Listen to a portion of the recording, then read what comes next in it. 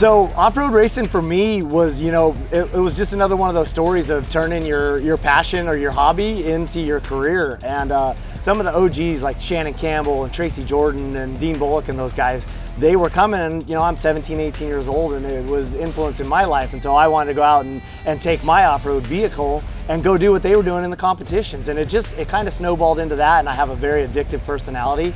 And started, having a rock crawler and cut up an old Jeep and turned it into a tube chassis, and things just escalated from there. Well, Dave Cole shows up and he tells me about King of the Hammers. And, we hang out over a couple of drinks while he's competing, and he says, what you guys are doing every weekend is what King of the Hammers is all about. We're gonna race from trail to trail, and then you're gonna do the gnarliest rock climbing trails out there, and that's my vision for King of the Hammers. So we show up at, the second one in 2009, and was completely hooked. I mean, and we only made it like 9 miles that day. Qualified second in the LCQ, so like right out of there, it's the first time racing, burned the car down, but was completely hooked.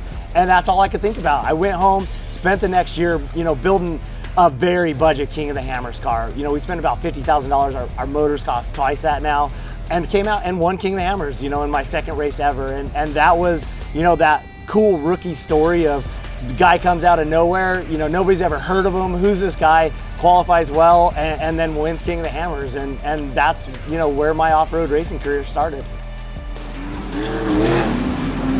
But making the transition from what I've been doing for the last 20 years of my life, drifting to off-road, it's actually, I don't want to say it's been easy, but it's just been very natural. And I think that drifting and what I've evolved in competitive nature from drift has really helped me significantly in off-road with respect to how important vehicle placement is, how important it is to feel traction, whether you're in the rocks or, ripping through the desert. And that's something I feel has allowed me to get the speed extremely fast on a personal level. And it also helps, having an amazing team and partner like Loren. Nitto called me and was like, hey, are you interested in doing a race at King of the Hammers? And I'm like, is that the race, with the big rocks in the desert? And they're like, yeah. I'm like, oh, I'm in. Anyway, I get there and they show me this truck. It was a spec class truck, and I hop in it. And I'm just like kind of feeling it out, and next thing I know, Loren Healy hops in the passenger seat. And I had known Loren, he's a Nitto driver. I knew he was like the guy in Ultra4, and I knew he's a lunatic. And so he gets in the passenger seat, and he goes to show me the ropes. And he takes me over to this freaking waterfall, and it's like 90 degrees up. And he's like, drive up that. And I'm like, what? He's like, put it in 4 low and drive up that. I'm like, well, how do you put it in 4 low? And anyway, he gets me up the hill. And I'm like, oh my gosh, this is what this is? So anyway, I raced my first Hammers, I think it was 2015, 2016, and I got hooked, and I had to build a truck. I went and showed him around and taught him how to work the car, and kind of took him through some very entry-level rock crawling stuff. And he raced that spec truck in King of the Hammers, and he finished the race, his first time ever. And so I knew at that point that he had what it takes to come back and do more with Ultra4 and King of the Hammers. And so right away, we talked all through the year, and he wanted to build a race truck. And so, I just kind of kept giving him advice, and in return, he was guiding me in the same direction. You know what? I grew up in a family that wasn't into it, but I had a best friend who had a Jeep, and we'd go wheeling on the weekends, and his family would take me on Rubicon. And I had a great time up there. So my first car, I wanted to be an off-roader. So I just loved to go outdoors and go wheeling. But King of the Hammers came out of nowhere for us. We knew that we loved desert racing. My spotter at the time, Lance Clifford, had a Jeep Speed. We'd go down and do some races in that thing, and had a lot of fun doing it. And in 2008, I got asked by a friend of mine, Jeff Mello, to go race the first King of the Hammers. I was his co-driver, and we hopped in a air-shocked buggy and bounced our way through the desert and got into the rocks and raced everybody. And I said, okay, this is the one I want to do. This is it. And so from that day forward, I mean, here we are 15 years later, and that's the race I want to do every single year.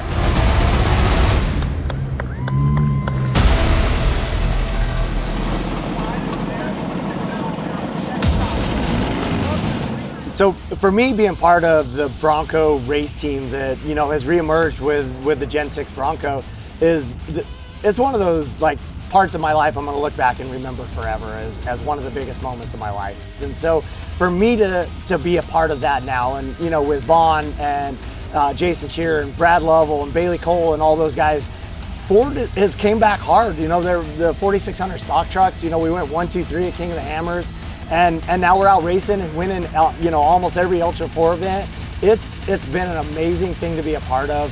I couldn't be more grateful for, you know, to just be looked at or chosen to trust, and Ford's there to win. You know, when somebody wants to win that bad, it makes you step and grab a gear and take it to another level, and it's amazing to be a part of. It's been incredible seeing how well the Bronco has been received, and seeing so many of them on the road. You literally think you're driving a supercar. And people stop at a gas station, yo, is that the new Bronco? Sick, you know, like, you know you're doing something right when you can put the people that have been in this market for however many years, you know, they're on check and they're like scurrying to try to do something as cool as the Bronco. And so I can't say it enough, you know, the engineers at Ford and the entire just brand team, it starts with passion, right? You can't fake passion. And the Bronco has been launched with such passion and so much effort from so many people, and that's why it's just fantastic all the way around. They killed it. To be a part of like the continued evolution of Bronco and really where Ford's going, it's really awesome. You know, we send every race, our data goes back to Fox. They're analyzing our data. We're constantly getting adjusted cals and asked for our feedback. And so to know that that's eventually going to be in like my personal Bronco Raptor, like that's sick. To be part of that team with Ford, to be able to say, hey, let's go race the Bronco at the Hammers and be part of it it's really the pinnacle of my off-road career. Getting those vehicles to go first, second, and third I don't think it's respected enough, because I don't think people realize how incredible that is. It's a feat to do that. The statistics at King of the Hammers is that only 25% of the cars finish the race. That means 75% of the cars don't make it to the finish line. We not only qualified first, second, and third in the Broncos, but we finished first, second, and third. That means all 3 of those vehicles ran all the trails on the King of the Hammers and finished first, second, and third. It's pretty unbelievable. It's a testament to all the people that were part of it, because every one of them put in that extra effort to make sure that that happened. And it's incredible. And it was like definitely something that I like look back at and say, wow, what an awesome thing to be part of.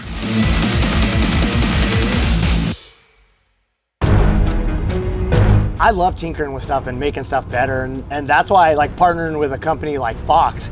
They want to see things get developed and want to see things grow and give you the best products out there. And there's no bigger part of your truck than the suspension and the engineering and the development and the shocks that go into it. And not only that, anybody can go buy a set of shocks, but the service that's behind it and the product development and the work that they're willing to put into it.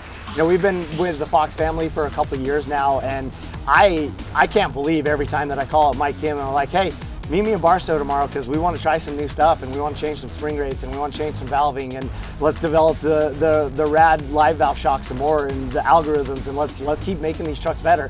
And he drops what he's doing. He's like, let's go make it better.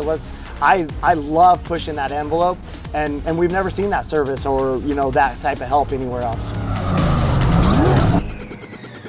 Live valve is probably one of the coolest things for our sport, and probably for what's the future of regular vehicles, things like Raptors and Broncos, that you're going to be able to jump in the road and see this technology play out. Our terrain varies, right? We are in the rocks, and it is one very specific different sport than it is when you're going through the desert or you're driving on lake beds. And all these different attributes can't be melded together, because basically when you do that, you're saying, this is a compromise of all the things. It's not the very best for each specific thing. Live valve changes that. It is absolutely the best for every specific thing you're getting at. And to see us go out and be the proving grounds for it, and then know it's going to come out there for vehicles so that they can perform their best all the time, is pretty cool to see how that's all going to play out. Yeah, so I'm new to the Fox family. You know, last year was our first year. We debuted our new 4400 Broncos, and you know, they had Fox on them, and my first race I won. It was my first 4400 win. It was a huge moment for me, and without a doubt, the Fox and their tune and their support played a huge part of it. You know, they just do things different. The mindset, the approach to supporting race teams, but also supporting enthusiasts. Like whether I've bolted on a set of Fox shocks on my production street Bronco, or I've putting them on my race truck, it's just beyond what I ever imagined. That, you know, it makes things possible that you don't think. Like you hit things and you're like, this is gonna hurt, and it's just like, you know, like clouds, you know? My favorite thing about working with Fox is we don't have to like make compromises anymore because we have the live valve system. It does it for us. Where it used to always be a compromise, and now like we have a system, there's no compromises. And it's like in racing, everything is a compromise. So to have something as important as shocks that you don't have to compromise is just game changer. On the hood of my car one year, we had the Fox logo and it said, "We're never done." That couldn't represent our team any better. We are never done. We're always trying to make the car faster and better, and our team better, and be better people, and everything that goes along with that. So Fox's like logo being that we're never done couldn't be a better representation of our team.